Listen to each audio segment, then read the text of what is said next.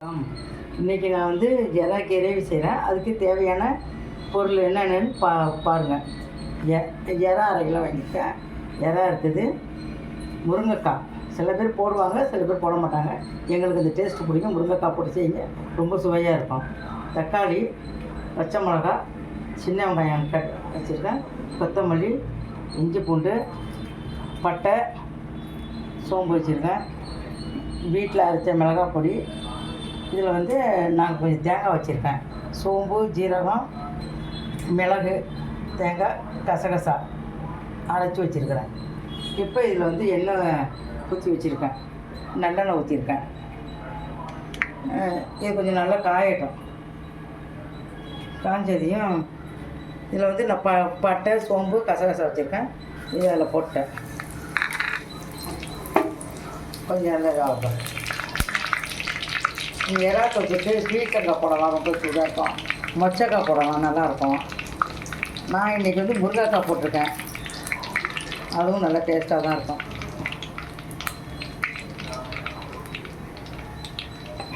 காஞ்சிச்சு. இப்போ வந்து சின்ன வெங்காயம்,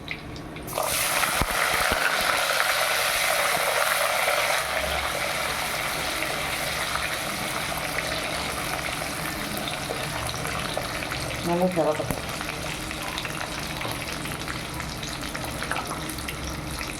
கொஞ்சம் நல்லா கொஞ்சம் சீக்கிரம் செவக்கிறதுக்காக கொஞ்சம் உப்பு,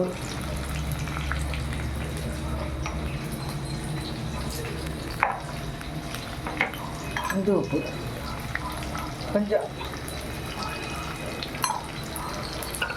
நல்லா செவந்து வரணும்.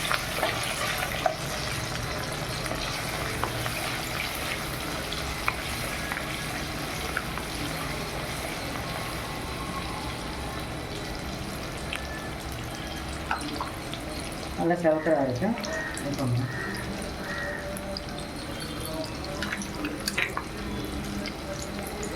அடுத்து தக்காளி போடுவோம். தேவையான அளவு தக்காளி. நான் நாட்டு தக்காளி வாங்கி வச்சுருக்கேன். நாட்டு தக்காளியில் தான் புளிப்பு அது இருக்கும்.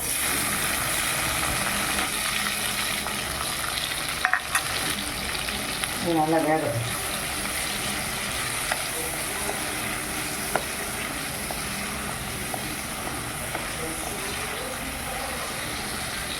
கொஞ்சம் நம்ம உப்பு போட்டதுனால கொஞ்சம் நல்லா வேகும். அது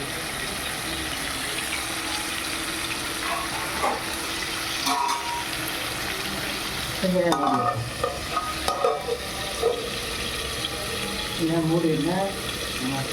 நான் எப்பயுமே மிளகாத்தூள்லாம் வந்து வீட்டில் அரைச்சிப்பேன். அரைச்சி வச்சுக்கிற பொருள் தான் டேஸ்ட்டாக இருக்கும் நம்மளுக்கு. கடையில் விருப்பம் உள்ளவங்க கடையிலையும் வாங்கிக்கலாம். அவங்கவுங்க விருப்பத்தை பொறுத்து இருக்குது. நமக்கு என்ன தேவை இது பண்ணிக்கலாம். உங்களுக்கு மிளகாத்தூள் போட்டுச்சுன்னா கமெண்டில் பண்ணுங்கள். நான் அதுக்கு டிப்ஸு சொல்கிறேன். நல்லா வேகட்டும். இது குலைவாக வந்தால் தான் நல்லாயிருக்கும்.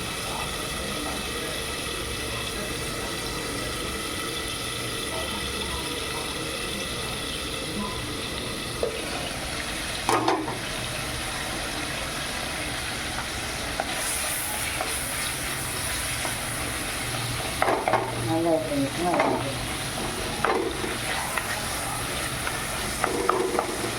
நல்லா குறைவானால் நம்மளுக்கு டேஸ்ட்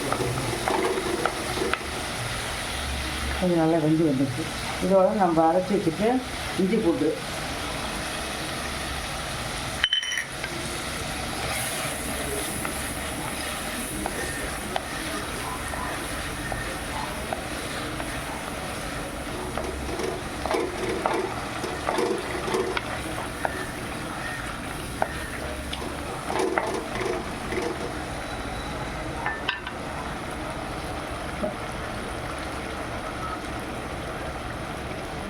மஞ்சத்தூள் கொஞ்சம் தேவையான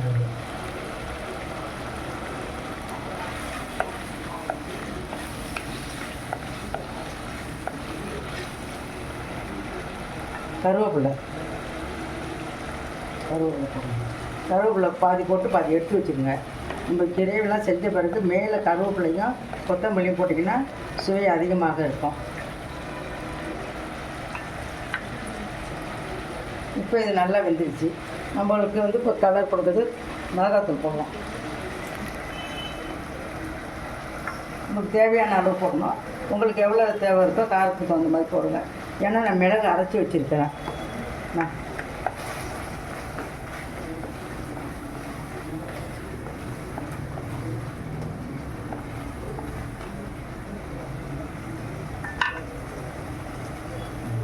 நல்லா எண்ணெய் பிரிஞ்சு வரணும்.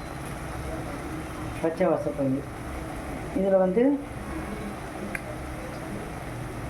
சோம்பு, கசகசா, மிளகு, தேங்காய், சின்ன வெங்காயம், ஒரு தக்காளி அரைச்சி வச்சுருக்கிறேன். இதையும் அதிலே ஊற்றிடுங்க. தண்ணி ஊற்றி அப்புறம் கழுவி ஊற்றிக்கிறேன்.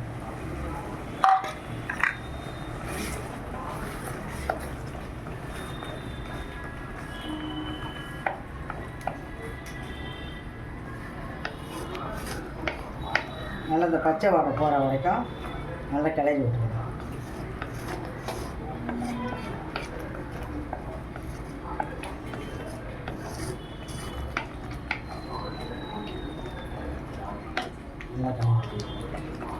பச்சை மிளகாவை வந்து நம்ம வந்து எண்ணெயில் போட்டு வதக்காமல் மேலே தான் போடணும். அப்போ தான் அது நல்லாயிருக்கும், சுவையாக இருக்கும். எண்ணெயில் போட்டு வதக்கணும்னா குலைவாயிடும், டேஸ்ட் இதாக இருக்காது. நாம் இப்படி தான் முழுசாக போட்டுக்கணும். இப்போ இது பிரிஞ்சு வர்ற அளவுக்கு பச்சை வாடை இல்லாமல்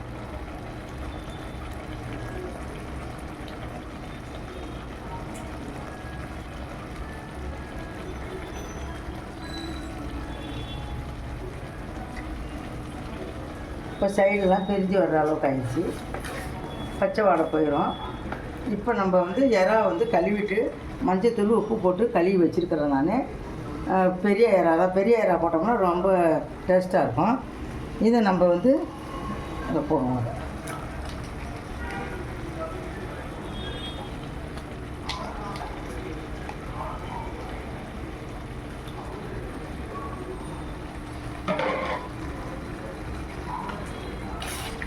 நல்லா அது வந்து நல்லா இது பண்ணால் நல்லா சுருண்டு நல்லா வரும்.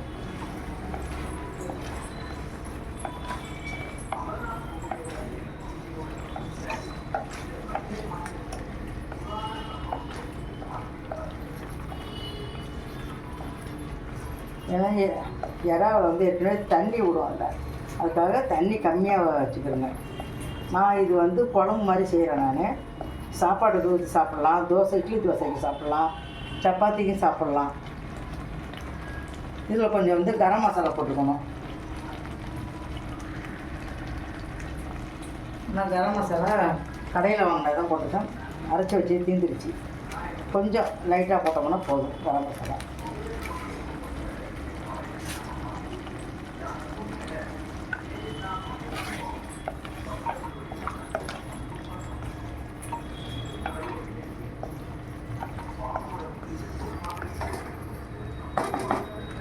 நான் ஏற்கனவே உப்பு வந்து கம்மியாக தான் போட்டேன்.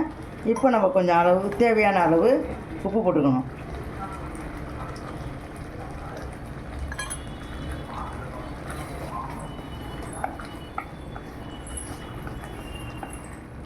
உப்பெல்லாம் எப்பயுமே அதிகமாக நம்ம சாப்பிடக்கூடாது. உப்பு வந்து அளவு உப்பு இருந்தால் போதும், அதே உடம்புக்கு நல்லது. அதிக உப்பு, அதிக காரம் அதெல்லாம் நம்ம வந்து சாப்பிடக்கூடாது. இப்போ உள்ள காலகட்டத்துக்கு தேவையானதான் இது பண்ணணும். இது நல்லா பண்ணி வரணும். இதோடு வந்து காய் போட்டுக்கலாம். நான் இப்போ வந்து முருங்கைக்காய் வைத்திருக்கேன். முருங்கைக்காய் நல்லா கழுவி கட் பண்ணி இதை நம்ம போட்டுக்கணும். பீர்க்கங்காய் போடலாம். பீர்க்கங்காய் போட்டால் இன்னும் டேஸ்ட்டாக இருக்கும். மொச்சக்காய் சீசனில் மொச்சக்காய் போடுங்க. இறாவோட மொச்சக்காய் போட்டோம்னா ரொம்ப டேஸ்ட் கொடுக்கும். அது இப்போ முருங்கைக்காய் போட்டுக்கலாம். ஏதோ ஒரு காய் நம்ம தினமும் சாப்பிடணும் அப்படின்னு. இப்போ என்ன பண்ணுறோம், கழுவி வச்சுருக்குது ஏற்கனவே மிக்சியில் தண்ணி ஊற்றி கழுவி வச்சுருக்கேன். இது இதோடு ஊற்றிட்டு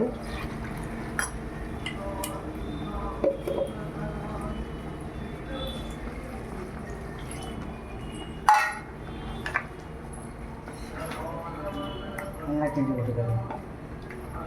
ஏன்னா காய் வேகணும், இறா வேகணும். இறா வந்து ரொம்ப அதிகம் வேக கூடாது. ரொம்ப அதிகமாக வெந்துச்சுன்னா ரப்பர் மாதிரி அழுத்தமாகிடும். எப்பவுமே காய்கறி கூட குறைவாக வந்து சாப்பிடக்கூடாது. ஒரு முக்கால் பாதம் இருக்கும்போது தான் எல்லா காய்கறியுமே சாப்பிடணும்.